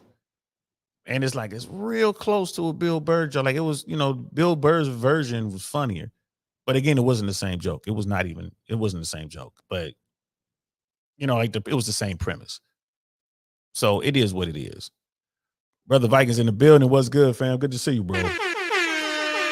Overwatch, checking from the clouds. In a cooking class, so no sound, but wanted to support. I appreciate that, man. Can't even hear me and he support, man. That's what I'm talking about. That's a true G right there. Like, I got you, bro. Can't hear what you're saying, but I'm supporting. I thank you, man. Appreciate that. You can't hear me, but thank you. I wish I knew sign language. It's like, thank you, Viking. So let's continue. But then he blew up on TikTok for his crowd work clips, and now he's selling out venues and doing world tours just like the big boys. But not many of us would know who he is if it wasn't for social media and, of course, podcasting. It strikes me that what you do, especially on the podcast, but really live as well, Yeah. is you've got the barrier between who you are Mhm. and what you bring the audience. So you treat the audience as friends. Yeah. And I think you get all of that back Yes. because they go, oh, he's not going, I'll tell this joke in the green room, but this isn't for Gen Pop. Right. Right. For sure. It's like, it's really nice. It's a real intimacy to laughter. There Like if is. you think about what we're doing. Yeah. We're letting people go in our heads and we're going in their bodies. Yeah. Whoa. We're changing their physiology. We're changing their vagus nerve is like we're changing it. They're Yeah. laughing, but they're releasing dopamine and, Yes. and serotonin, and they feel great after the show. They do. And yeah. Jimmy Carr is just taking it too far, bro. You're going a little bit too far with this, man. I've seen maybe 15 minutes of his comedy. I think he was on someone else's show, and I watched a little bit of his comedy, and I just, again, it wasn't for me. But you're taking it too far, bro. Like it's almost as if it's some sort of prescription. You know what I mean? Yeah, have all you need, sir, is to feel better and not want to delete yourself is 20 minutes of Jimmy Carr and you'll be fine. Let me write you a script. Here's 20 minutes. Go get you 20 minutes of Jimmy Carr. You, sir, you need an hour of Bill Burr. You won't be so angry after an hour of Bill Burr. You, sir, you know what I mean? We need a classic for you, man. You know what I mean? In order to get you back on track, here you go. You need 35 minutes of the best of Richard Pryor. Make sure you check out the Mudbone clip, and that'll make y'all bring you out of your depression. Come on, man. It don't work that way. It don't work that way, pimp. And it's performative, right? Yes. Being in an audience is performative. We think we're the only ones performing because we're dummies. There's 1,000, 2,000 people out there, and they're all performing. I don't think I've ever heard anyone make laughing at a joke sound so complicated. Fact. I mean, the mental gymnastics that these guys do to inflate their sense of self-worth and self-importance is truly entertaining within itself. Now, earlier on in the video, I played a couple of clips from Jimmy Carr's appearance on JRE, and he also made an appearance on YMH in that same week, but we only just got it a few days ago because of YMH's practice of banking episodes. And similar to his JRE appearance, Jimmy Carr continued his desperate analysis of the comedy scene, and it took on an interesting twist when they started complaining that modern movies just aren't really art anymore, compared to stand-up comedy. But now it really is just about the single. Like people don't really reference like, oh, have you heard this album? It's about a hit that streams and that's movies it. now. When was the last time you saw a real movie as opposed to something with goodies and baddies? Oh, for that's a kid's film. sake. Yes. That's a kid's film. Yeah, like a film that takes you on some type of journey emotionally that has like a real arc to it. You look at what's out, a lot of times you're like, this is all bullshit. It's all because it's profitable, because it's got a foundation of being profitable in the past. So they just remake the same. Yeah. And also they don't take risks at all. No, studios. there's no more. So let me just get this straight. I mean, he on to a little bit of a point. I'm not sure what my man's point is going to be here, but the studios don't want to take a lot of chances. They're going to put out terrible product, right? You look what happened. Look at what happened to Marvel. Look what happened to Star Wars. Look what happened to Indiana Jones. Look what happened to all these big name franchises. But there's always some good movies out there, right? Independent movies out there that are just amazing. There's always good stories being told.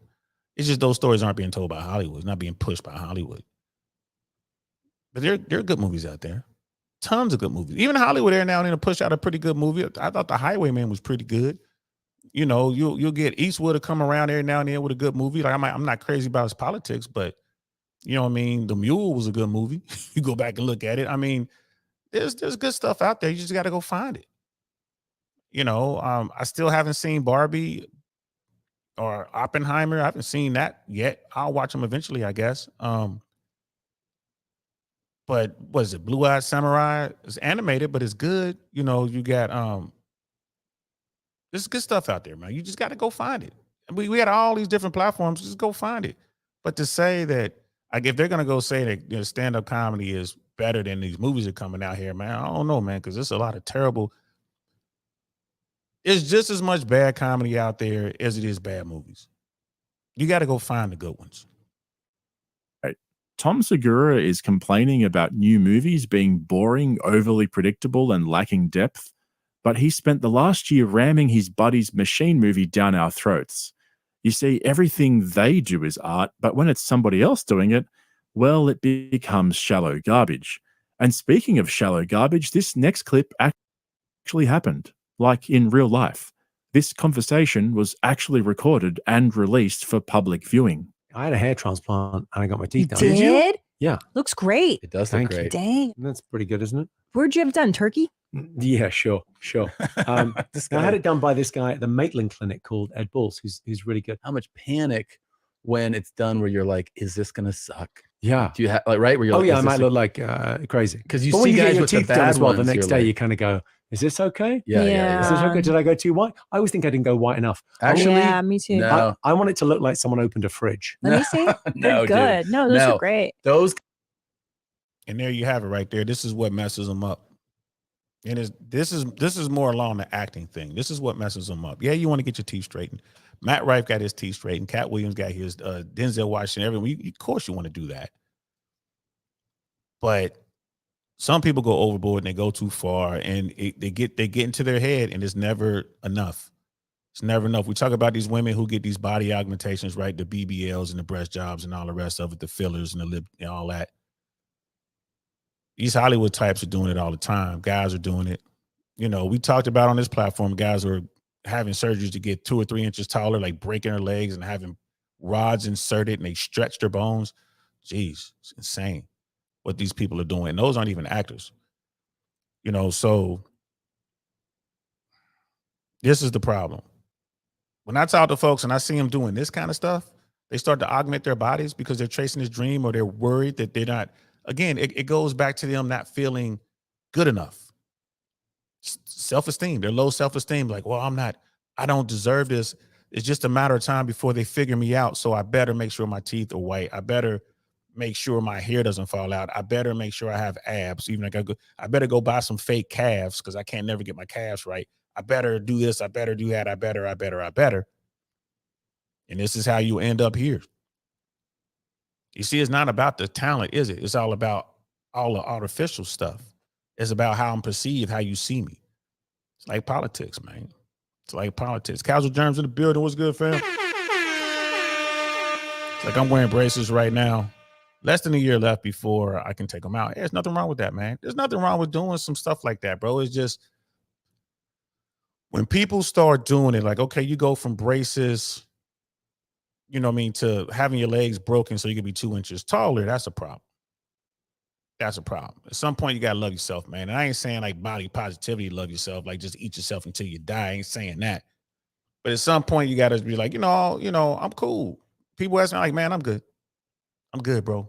Like I'm happy with me. I'm happy with where I am in life. I'm happy with, my comedy. I'm always getting better. I'm happy with the way I treat people the way I want to be treated. Man, I'm good. But you got these celebs out here, these wannabes. They're so fake, man. They don't even know who they are anymore, man. Maybe they never knew who they were. And then they come into this success, they come into this money. And they just truly are lost forever, bro. Forever. Let's continue. Guys stand out and they look fucking weird, dude. Are they veneers? Huh? Oh, I got everything done. My dentist described it as a mouth.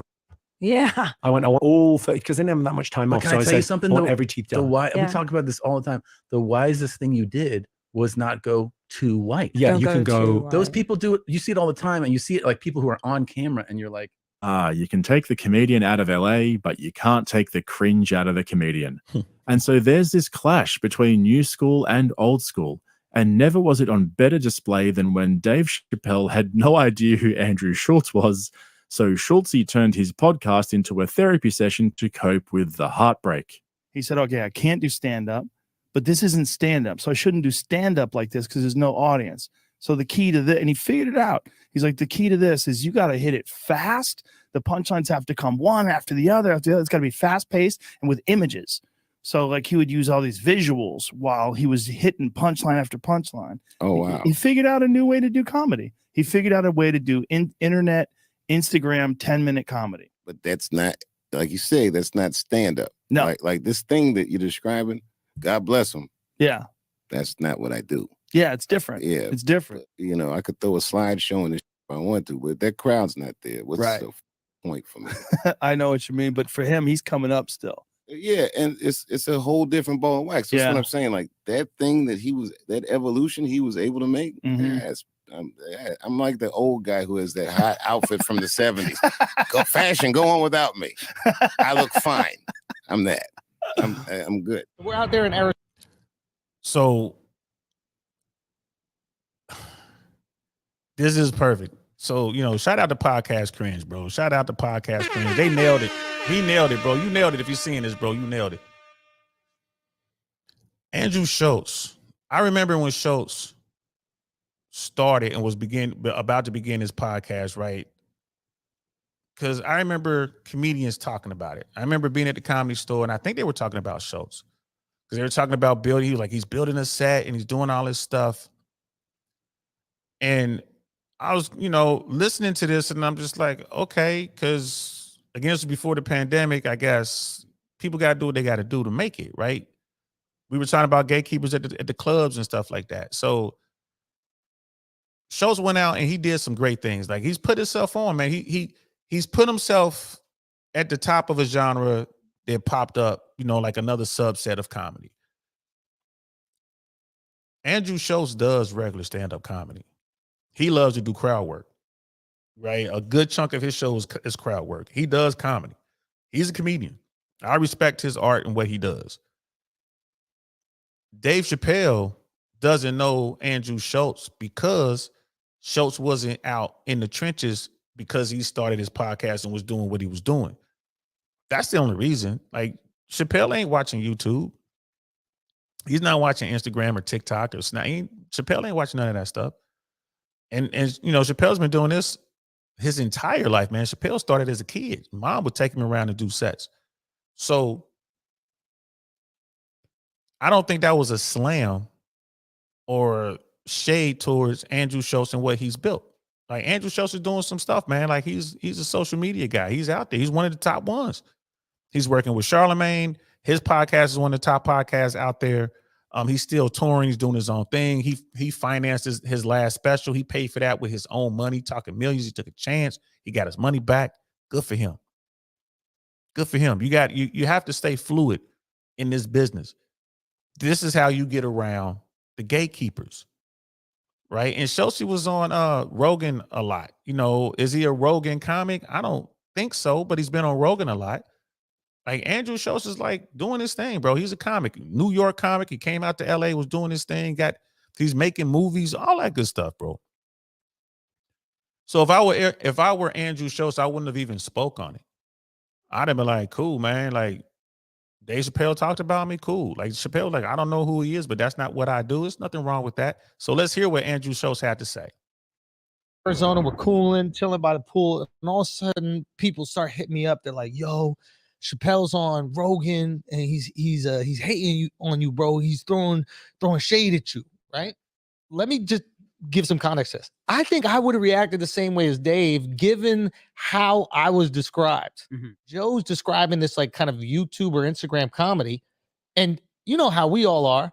The second you tell me about like a funny YouTuber or a funny Instagrammer, we're like, I don't give a fuck what that shit is. A little slideshow. This, we that, stand-ups, exactly. We're stand-ups. So it's just like I understand that first reaction, right? But then when Joe's like, no, he's a stand-up, it's different, and he found a way to evolve within the times.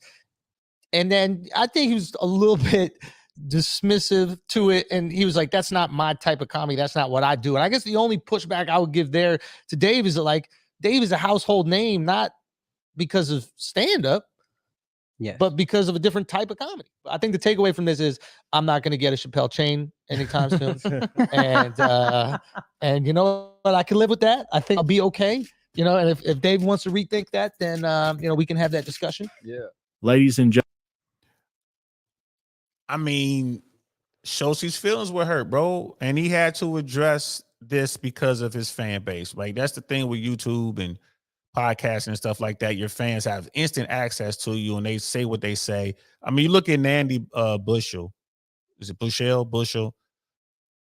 Young 14-year-old drummer out of UK. She got with the Foo Fighters, Dave Grohl, because she challenged Dave Grohl during the pandemic to a drum battle. And Dave Grohl's people saw it and was like, bro, you got to take this serious. At least that's how Dave Grohl tells the story. It's real cute. And she wound up on stage with the Foo Fighters in LA. You know what I mean? After the sickness was over, she is one of the premier drummers on the planet right now, real talk. And we're going to do a video on her. She's really good. They had her playing, I think it's Drumeo or something like that. They have a video when she's playing. She heard Twisted Sister, We're Not Going to Take It Anymore for the first time without drums. And they asked her to come up with, play the drums for this song. And she did it. It's real cool. I meant to do it a few weeks ago and I just haven't gotten around to it yet. I mean, it's really cool. But, yeah, Shoshi got his feelings hurt, man. I wouldn't have said any of that. I'd have said, yeah, that's Dave Chappelle, man. And I just would have started working hard because Shoshi's a multimillionaire now, bro. Like what he did worked, and he's a guy that can perform. He gets on stage and he's a stand-up comedian. I've had people come to me, especially during the pandemic, and they were like, "Hey, would you do a stand-up show for us?" And I'm like, "How?" You know what I mean? Like how? Well, like a Zoom stand-up. I'm like, "No, I'm not doing that. I'm not doing that." It was like a real close friend of mine. She was asking me, she's like, well, do you know anyone who would? Like, I know a couple comics who might, but you wouldn't want them because they're not funny. They're like open micers or whatever. They're just not that funny. They're not funny in real life. They're certainly not going to be funny over Zoom. And I was like, the people I know who are funny, because she started naming comics that I know that's done rooms, because this is like a friend of mine who's been to all my shows. I like any comic who's good is going to charge you a ridiculous amount of money to do it because they don't want to do it. So it's going to be one of those things like, all right, give me 30,000 for an hour and I'll do it. Something stupid like that. You know what I mean? Or it'll like, give me $3,500 for the hour and I'll do it. Something like that.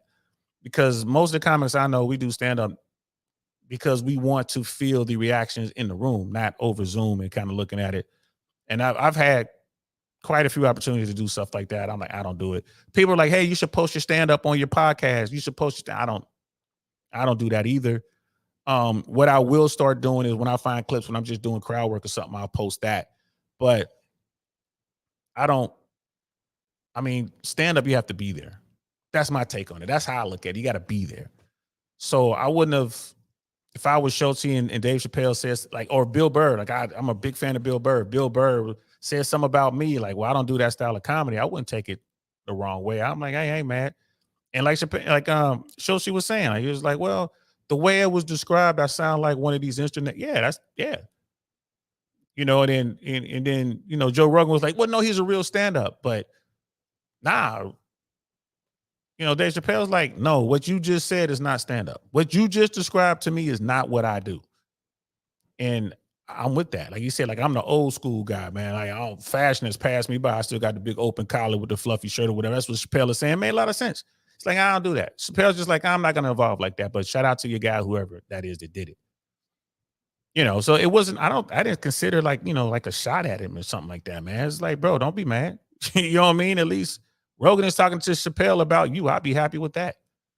That could be one of your goals. I want Rogan. I want Chappelle to know who I am. I'm gonna work on my material until maybe I can get Chappelle to show up and we could do a show together. That would be a personal goal. That's something I would have done. I'm like, I'm gonna bust my ass until I get Chappelle to come do a show with me.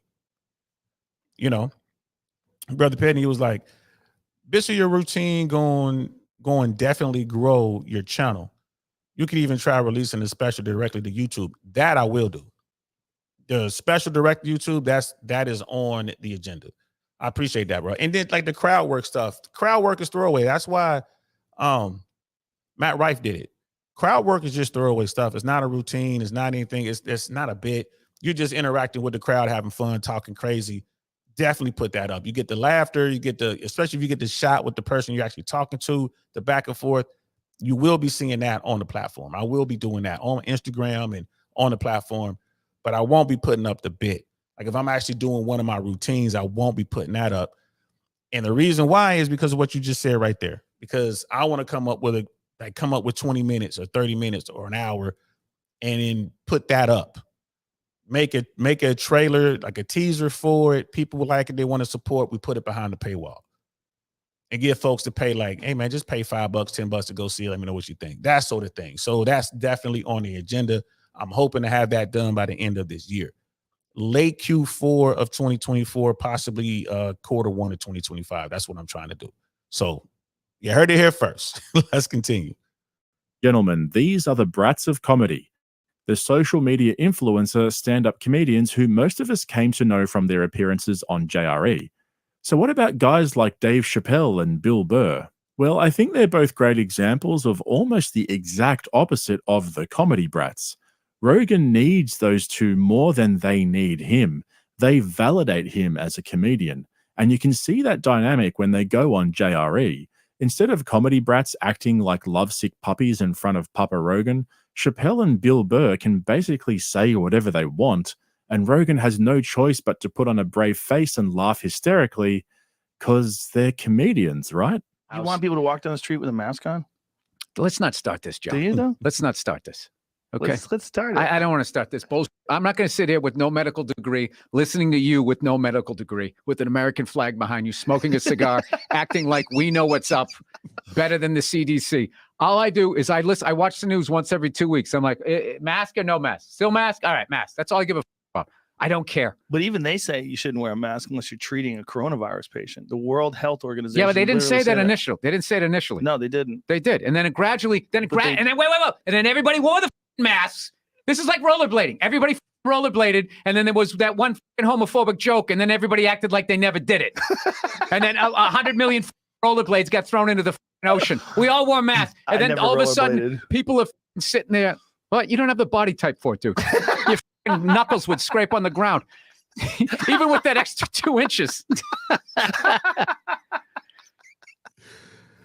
Bro, yeah, when you bring on real comics, you're going to have these conversations, and these are the conversations that Joe Rogan loves. Joe Rogan likes to bring on people to talk about their thing, whatever their thing is. Politicians, athletes, comedians, actors, writers, producers, directors, regular dudes. I mean, that's the beauty of, to me, the Joe Rogan experience, man. That's the beauty of that podcast. I never watched it when it went to Spotify. I was just telling Jay Swans, just like I never went over, even though it was free. I'm like, I'm not going to Spotify. No, I'm waiting for Rogan to come back to YouTube, and I think he will. I think that Spotify contract might be up for renewal or something like that. Rogan might. I'm hoping Rogan comes back to YouTube.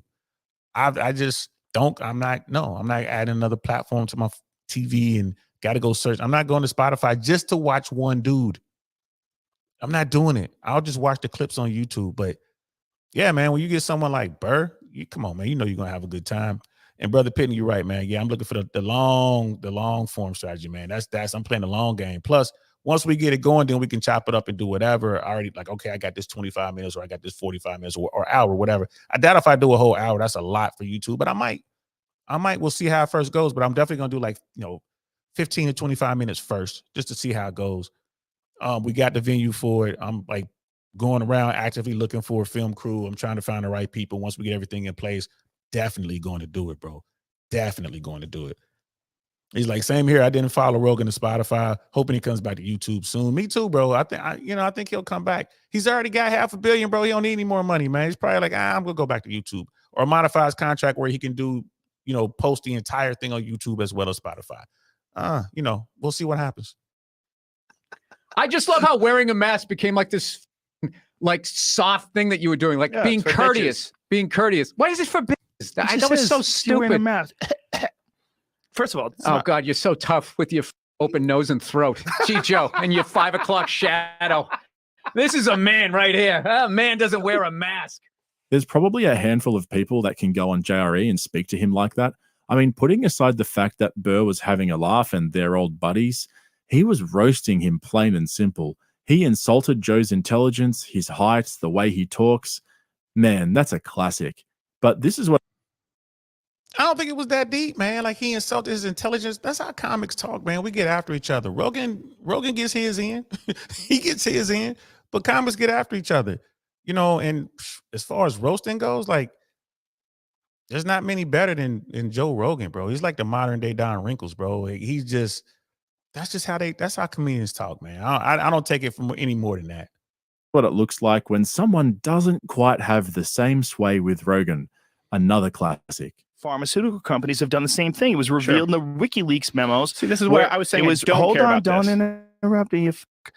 So there's definitely a social hierarchy in the Rogan universe. He changes his demeanor depending on his guest, which I think most people do, so we shouldn't be too harsh on him for that. Facts. But we've heard the many, many stories of how Rogan has encouraged his friends to take up comedy and start a podcast. There's the failed Brendan Schaub experiment. Yeah, Brendan Schwab, bro. That was just even Rogan was like, oh man, I messed that one up. But he went on to do what he's doing, man. It is what it is. I ain't mad at him. It just shows. I say this all the time, man. You don't have to be funny to be successful in stand-up. You don't have to be funny to be successful. This dude's successful and horrible. The Poppy Gringo or whatever. I couldn't even watch it. I tried to. I couldn't even watch it. Like, man, I can't do this.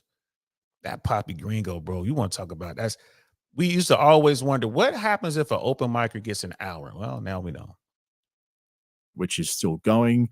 Bert Kreischer considers himself one of the biggest and best comedians in the world, bragging about selling out arenas, his fleet of comedy tour buses, the big payroll he's got to take care of.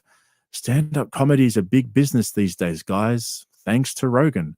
And even the more talented of the comedy brats, Tom Segura and to an extent, Andrew Schultz. Yeah. These guys didn't just get big from one appearance on JRE.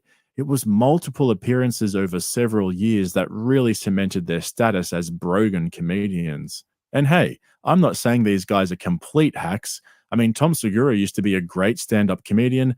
I almost feel bad including him with the others, but he's taken such a big turn lately, leaning into this unfunny rich guy motivational Andrew Tate light version of himself, and it's becoming harder and harder to enjoy his comedy as a result. The endless podcasts of these guys explaining to us the nuances of their comedy brilliance, it's becoming insufferable. But at the end of the day, people are still buying tickets to their shows, and even though their podcast numbers are falling off, they're still turning up every week and speaking into the mic. So until we all stop listening and move on to bigger and better things, the comedy brats will still be here loud and proud and full of gas. Anyway, I hope you enjoyed this breakdown of the. Yo, man. Podcast cringe. That was fire. That was fire. And he has a bunch of videos out there. They're right around 15, 20, 25, 30 minutes, something like that. He has a bunch of videos out there, man. He does good work. Go over there. This will be linked in the description below if you're watching this on Team Replay. Go over there, like and subscribe, man. Check out his stuff. If you're curious about comedy, especially in America, that is a really good place to kind of get a take that's not, you know what I mean, the norm in that world, man. He's going to show you a side of comedy that most people don't really think about. And I think it's great. You know, you look at someone like Andrew Schultz. Like Schultz, there's a lot of people out there like, man, Schultz is already big, man. He's working with Charlemagne and, you know, Brilliant Idiots and all that. Yeah. But Rogan is way bigger. You know what I mean? Way bigger.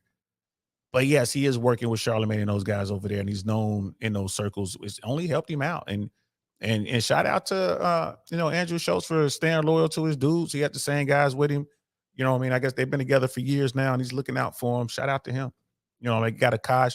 Akash, I got, you know, even someone like Akash, man, I respect his hustle as a comedian, man. Like he's out there getting after it, man. He's still in the trenches right now, doing his thing. I got to give it to Akash. Although they, you know, they was talking big crazy about my homeboys, man. They're talking about, you know, Fresh and Fit podcast and Myron and Fresh, and it was all that going on. I look at that as something separate. You know what I mean? That's the podcast world. That's clicks and views. But I can look at Akash and like, all right, as a comedian, I see what you're doing, bro.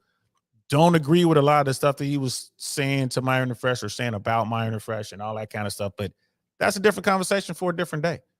You know, but would I work with someone like Akash? Yes. Because I respect his hustle. He's a real comedian. I would absolutely work with him. Would I work with an Abba and Preach because they're supposed to be comedians, or would I work with the Hodge twins? No. They didn't really get after it, in my opinion. They don't have what it takes, in my opinion, to be, you know, to be called like, you know, top tier comedians. And that's me. That's my take on it, bro. You know, there's people who look at me but like, nah, Don Lewis, man, he ain't a top tier comedian. And that's fine. But I'm out there hustling. I'm gonna do what I gotta do.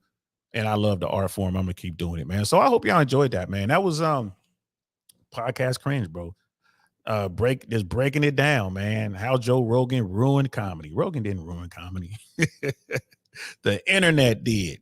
You know what I'm saying? What ruined comedy? YouTube ruined stand-up comedy, bro. But it is what it is, man.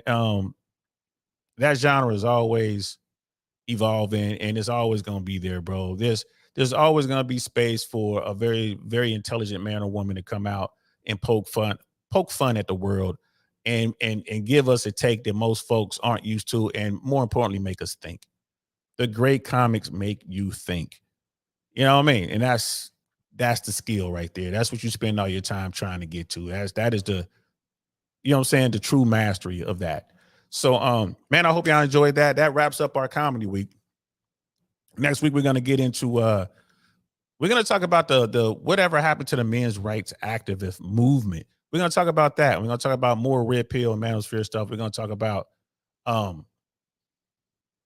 you know, my take on changes that may be coming to the family law system and stuff like that, you know, which is going to be coming from the top down, coming from the politicians, you know, and why is it going to be a slow burn?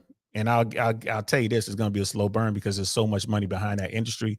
Just think about it. If we took the power away from judges, let's say we're no longer going to have family court in a court. It's not going to be that anymore. It's going to be something different where we just bring people in to research and like bean counters and figure that out. And this is what it is.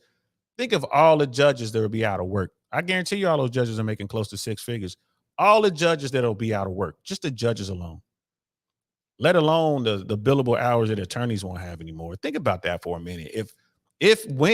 When the family law system changes, a lot of people are going to be out of money. You know, just if you do away with child support, right? Let's say you modify child support to where it's every state is 50-50 custody, right? So there's no need for child support. So if there's no need for child support, then they can cut back. They can fire all those people who work for these different agencies across the country collecting child support because it won't be a thing anymore. They'll only be going after a slight percentage of people, right? So you cut their business down by 80%, 90%. A lot of people lose their money, man. It'll be a shock to the economy. but I think it's gonna happen. I think it's gonna happen. So we'll talk about that next week, guys. I appreciate y'all rocking with me. This was fun, always fun. Maybe we'll do a movie week one. Maybe we'll talk about movies and writing and stuff like that. And I can bring some of my actor friends and director friends and writer friends up. And maybe we'll do like a theme week later on this year. Because this was fun. I like talking about comedy. Hope you guys enjoy it. I'm done. I got stuff I gotta do. My daughter was down there making a mess in the kitchen, so I gotta see how much damage she did.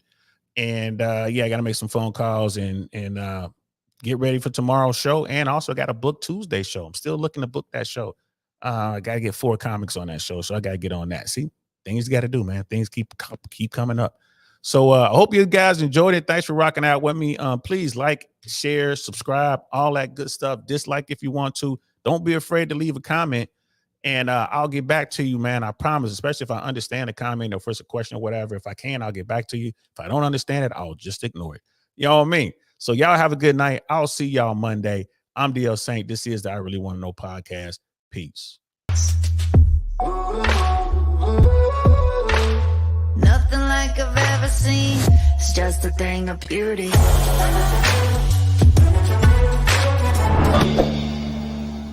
Darn, that's the end.